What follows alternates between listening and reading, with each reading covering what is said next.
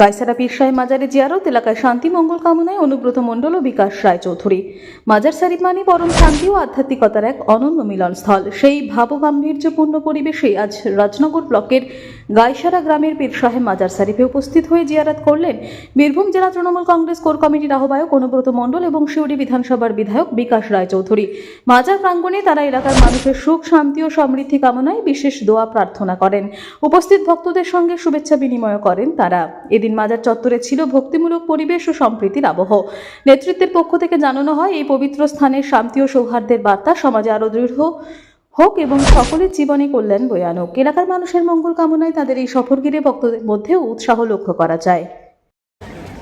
হুজুরকে আমি প্রণাম এবং সালাম জানাই।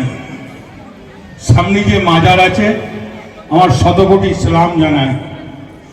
আজকে উরুসের দিন, সুন্দর একটা পরিবেশ, সব মানুষ এখানে ছুটে আসে, কি হিন্দু কি মুসলিম সব জাতির মানুষ এখানে আসে, তার মনের কথা বলতে আসে।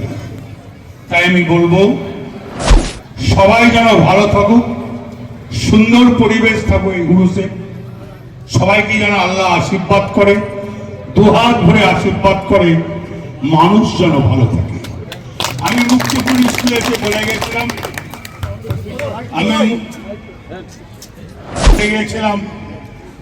যে আমি রাস্তাটা করে দেবো। অলরেডি রাস্তাটা স্যাংশন হয়ে গেছে, আমাদের সিউড়ি মন্ডল পেয়েছি। হুজুর সাহেব আমাকে দুটো কথা বললেন, ডিস্কোকে আমি ডেকে জিজ্ঞেস করলাম, দুটি সাকসেসফুল যাতে হয় আমি ডিস্কোকে বলে ব্যবস্থা করে দেবো।